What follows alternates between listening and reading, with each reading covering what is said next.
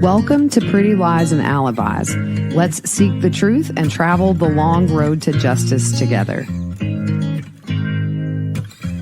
What you know, Alibiers, welcome to another episode of Pretty Lies and Alibis. I'm Gigi. Good to have you here. We're going to jump into the Ashley Benefield trial, aka the Black Swan trial. That begins on Monday. I'll be covering that daily for you.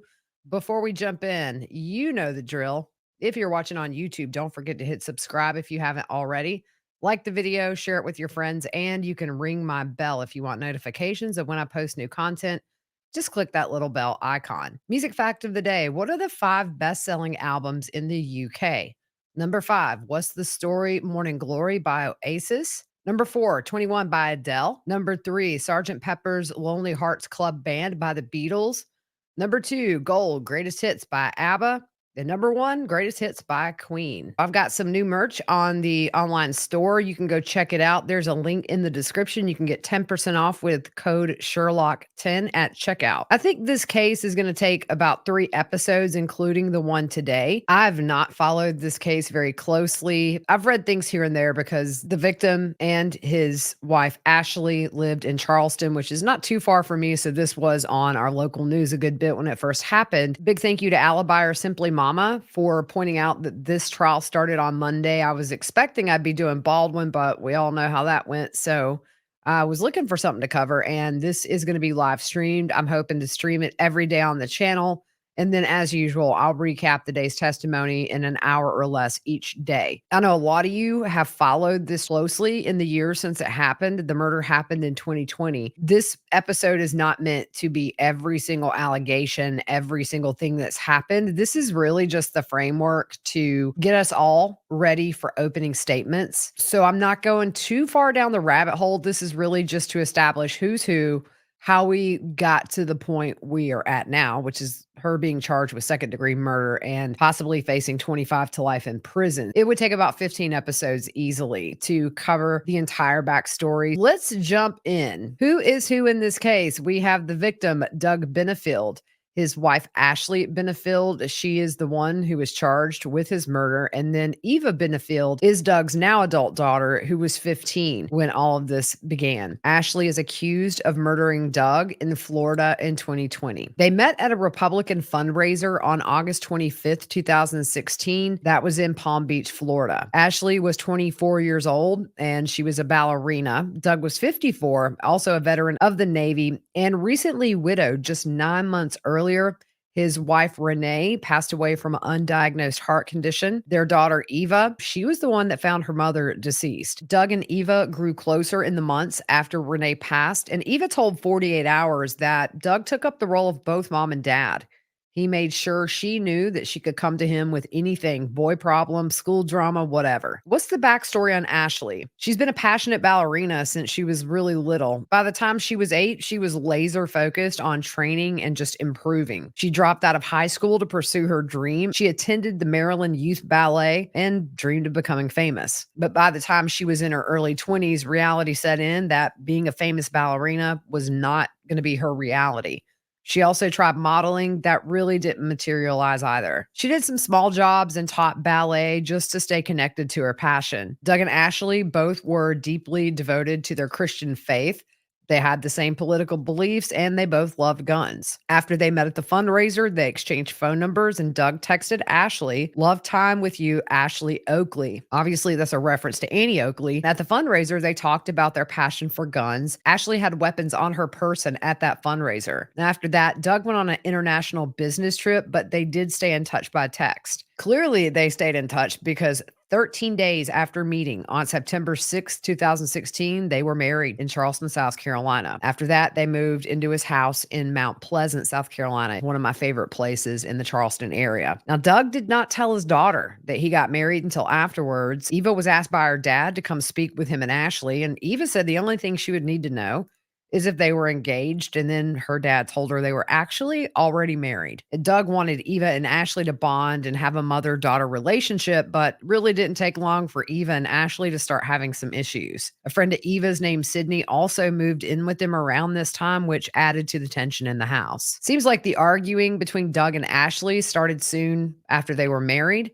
And in fact, during one argument, Doug admitted to firing a projectile into the ceiling, but that didn't slow the couple down because they threw a wedding reception for themselves 2 days after that incident. Ashley always dreamed of opening a ballet studio, things like height, weight, ethnicity. She wanted to throw all those things out the window, and her and Doug had a vision of creating this safe place that just wasn't the norm. The dancers were going to be paid, they were going to have health insurance, and also they were going to get visas for dancers who were out of the country that were moving to the States specifically to join this company. They decided to establish the American National Ballet right there in Charleston. Doug would be the chief executive officer. Obviously, Ashley would be very hands on with the dancers and everything else that entailed. The ballet company was featured in an article from Charleston's Post and Courier.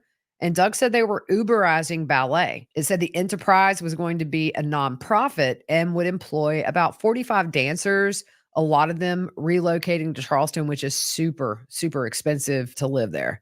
There would be a second company of dancers who would tour and then also work with students in the Charleston area as well as throughout the United States. In the article, they talk about a for-profit dance conservatory, marketing and media company, a dancewear company, and then a performing arts foundation, which would help the company overall financially. The article stated the idea is to develop and market a variety of dance content, curricula, literature, music, videos, and more. All that to be licensed to strip mall dance studios, as well as public and private schools all over the country. Doug was quoted as saying 97% of kids in America get no authentic experience in the performing arts, especially ballet. We're working with charter and inner city schools to develop curriculum and provide exposure. The ultimate goal is to create a sustainable new ballet business model that includes multiple revenue streams, top tier talent, and an innovative education outreach component. Doug was invested to the tune of $100,000 of his own money in that business, by the way. But Doug and Ashley wanted a child of their own. And Ashley found out she was pregnant within the first 6 months of the two being married. Her pregnancy was plagued with morning sickness, and the pregnancy as a whole was very rough on her. At the end of August, she left Charleston and moved to Florida to be with her mother. Doug didn't move. He stayed behind to work on this new business, and also his daughter Eva was still in Charleston. The dancers started arriving on September 18th, 2017, and around the same time, Ashley was making the drive from Florida back to Charleston. But she was not coming to help with the ballet business. She packed her things and left Doug a note. In the letter, she lays out her reasoning, being several examples of the abuse she alleges. And she said, "Do not harass or try to follow me, or I will call the police and have a restraining order against you." She tells them that they're only going to talk via text beginning on Tuesday, September 19th, and says, "Don't call me or my mom. We will not pick up." But after Ashley moved to Florida, it was kind of like a domino effect with the ballet company. And it was clear to the dancers who were arriving in Charleston that things were not what they were promised. Doug would tell people that Ashley was on bed rest for the pregnancy. They were encouraged to move into apartments, which are super high priced and would be close to the studio. It was said to be state of the art, but the studio wasn't finished when the dancers began arriving. And they ended up rehearsing at a space miles away that was really small and didn't comfortably fit everyone. Once things were in full swing, there were issues with people getting paid late or just not at all. When they would ask Doug for money, he would go to the bank and hand them cash. Dancers were being let go, and that was breaking the 8-month contract that they signed. Later that day, after she left the note, Doug responded saying he read the note and didn't know how to begin responding. He said he was sorry that he wasn't a stronger or a better man and said he would never act the way you talk about again. And for the first month, it seemed like he would apologize on a daily basis. He told Ashley he was in therapy and he put his guns away and locked them in a safe place. In October, he texted Ashley that he was sending angels to protect her and their baby, and he promised to never yell at her. She responded and thanked him for transferring cash to her. About their relationship, Doug texted her, "I lost it. I admit it, and I know it." He did admit to pointing that gun at the ceiling and firing it. There was a lot of things going on with the custody dispute once the baby was born. There was one filing, I think, that was over 130 pages. In mid-October, Ashley was asked to leave the company due to a lack of leadership. Ballet master Michael Wise was in the room when Ashley called Doug. Mr. Wise said that he could hear Ashley yelling through the phone and could hear her say that Doug took her ballet company from her. After that, other people people were hired to do Ashley's job, and they made a lot of changes. On October 23rd of 2017, half of the dancers were asked to sign non-disclosure agreements, and then they were fired. The Post and Courier reported on that the next day. And 2 days after all of this happened, Ashley was mad and made a Facebook post distancing herself from the company. It says, "A note from the founder of the American National Ballet. I want to start by saying I publicly disavow my support for American National Ballet and its leadership. I've been on personal leave and out of state since the end of August and heard secondhand about the devastation that took place on October 23rd. As the founder, I'm completely devastated by what's been done and the way it was done. The new leadership has destroyed all that we worked so hard to build, and I cannot stand behind them or their actions. A&B was created to be different from any other company and was supposed to set a new standard in how it treated its dancers. Everyone involved should be ashamed of themselves for how it was handled. My heart goes out to all those affected by recent changes. Each and every dancer brought on possesses amazing talent and potential. The original group assembled was truly diverse in every way, and this is a huge loss for America and for art lovers around the world. As I'm no longer associated with this organization in any way, please feel free to share your concerns with A&B leadership." She gives that email and it's signed sincerely, Ashley Benefield. The caption on that Facebook post said, "Please make note, this page is no longer run by American National Ballet as they are rebranding and will be creating a new vision, mission, and team moving forward. The new leadership will be creating new social media pages, so if you wish to support them in their new endeavor, please feel free to follow them." She had texted Doug that what was happening was the very thing they envisioned that they were fighting. Ashley filed a police report on Doug, and she told of the incident where he fired a round into the ceiling during that argument. And when investigators showed up, Eva, his daughter, was the one who answered the door. At this point, she hadn't seen Ashley in months. People who knew Doug told 48 Hours that Ashley would be back and forth with him in text messages. He was a good man. He wasn't a good man. She started asking Doug about how his first wife died. He said she had a 75% blockage in her artery, which caused a fatal heart attack. Ashley responded that she thought she heard him say something about medications or bad drugs or too much. Ashley told Doug's cousin she thought Doug killed Renee by poisoning her. Doug's cousin said he read the autopsy report and it was very clear how Renee died, which was by a heart attack. Police didn't investigate further after the medical examiner's report showed that heart attack as a cause of death. Then Ashley began accusing Doug of poisoning her while she was pregnant with their child. She thought it was from the tea that he would bring her every morning, and even sent a sample of her hair to be tested on her own. Those results came back that there were high levels of heavy metals in her hair, and the lab concluded poisoning was possible. But the lab company she sent the hair to had a questionable reputation. And Doug's attorney pointed out, since Ashley was pregnant, she was getting frequent lab work, which all came back normal. In November of 2017, Doug sent Ashley tea while she was still in Florida.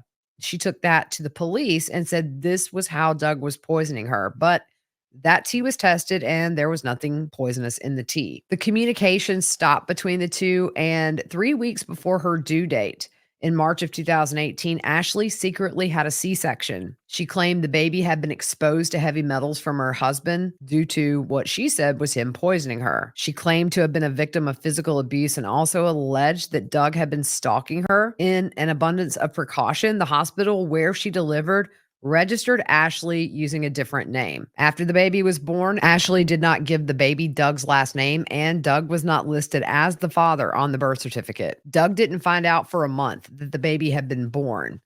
His attorney said on 48 Hours that she thinks Ashley wanted to raise the child with her mother and not co-parent with Doug. Their daughter was born healthy, but Ashley still thought the baby had been exposed to poison.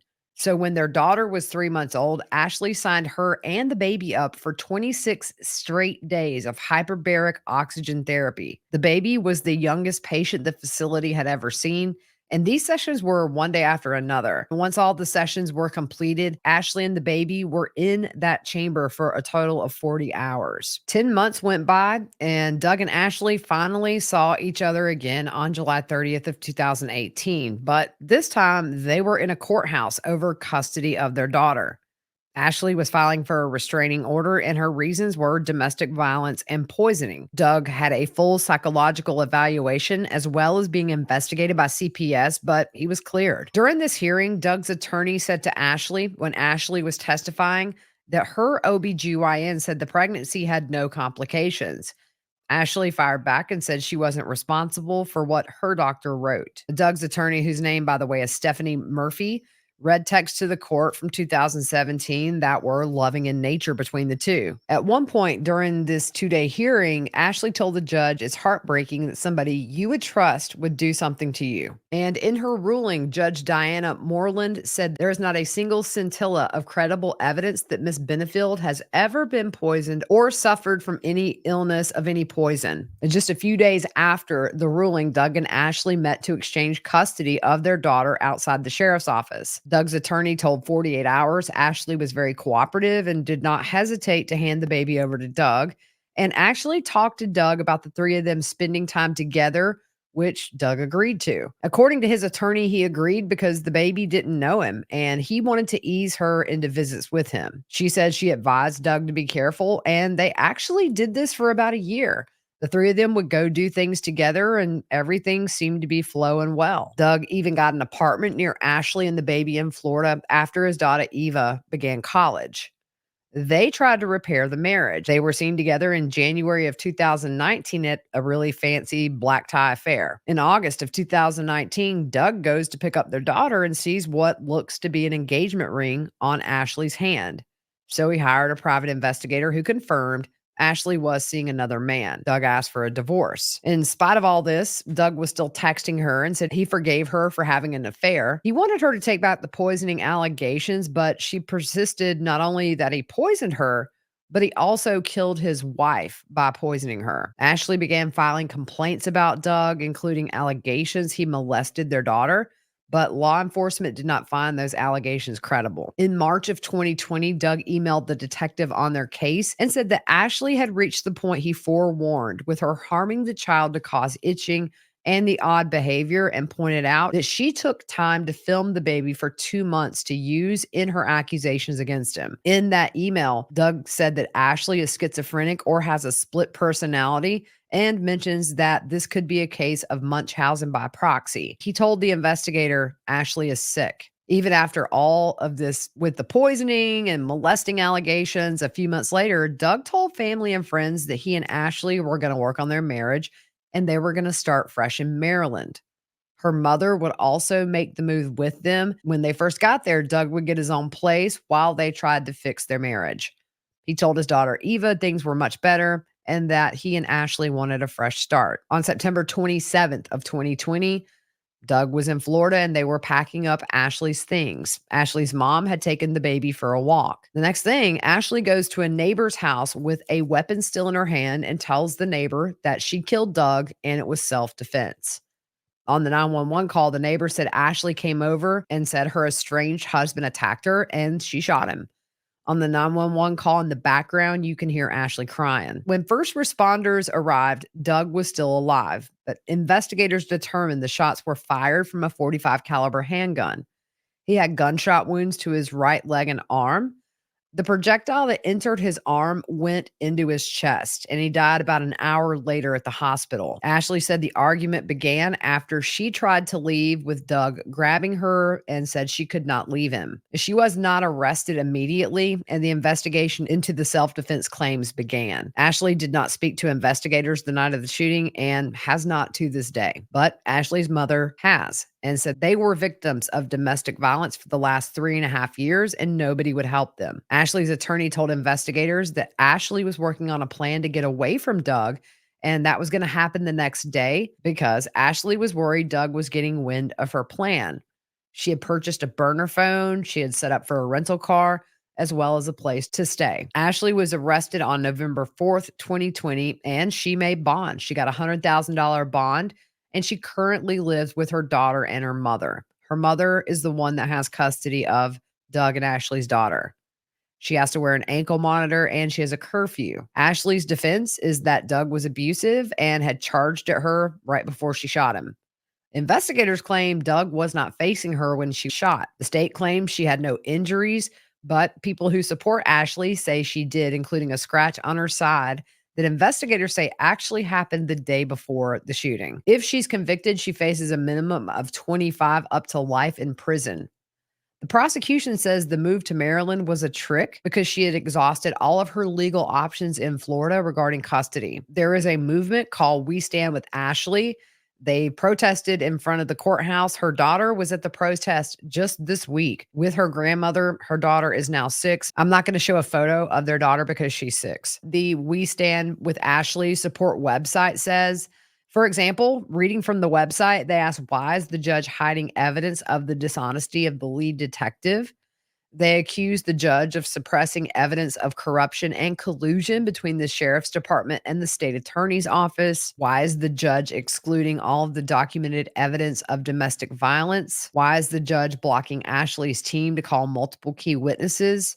And Doug has made numerous admissions in sworn statements, both during deposition and in court proceedings, as well as in text messages and emails, admitting to many of the things that Ashley has reported he did. Doug's admissions include shooting a gun during an argument to shut her up, kicking and punching their family dog in the face, throwing the family cat, punching holes in the walls of their home, and more. They ask, why is the media labeled Ashley as a liar when the evidence shows through Doug's own admissions that what she has claimed all along was true? Eva, Doug's daughter, she is a TikToker. Her name there is Eva the freaking diva. She really does have a dark sense of humor that gets her through this, according to her. And I watched some of her videos and she really seems like a cool young lady. I feel so bad for her. I mean, she's lost both of her parents. She has a clothing company. It's called Ghost Cowboy, and the clothing features her own artwork. Now, jury selection begins on Monday. They have sent out 500 jury summons. The trial itself is expected to last around 2 weeks, and I'll be doing those daily recaps. On the next episode, though, I'm going to break down what has happened in court since Ashley's arrest. We're just going to go through the major decisions that the judges made. And then, like I said, this is not a full recap of all of the allegations. It's just so convoluted and there's so much there to unpack. But we will see what's presented at trial next week. I know his daughter Eva will take the stand for the state, and she's been posting about that on TikToks. Very difficult moments for those who knew and loved Doug. And then you have a group of people who back Ashley and feel that she is being punished because she's a victim. So both sides of the spectrum there are just on polar opposite ends. But I'm trying to reach out to see if anybody I know in the Charleston area knew either one of them. That's the plan for the next episode. We'll see if it stretches into 3. If not, we'll just maybe have a longer second episode. But in the meantime, hope you guys have a good rest of your evening. We will see you soon.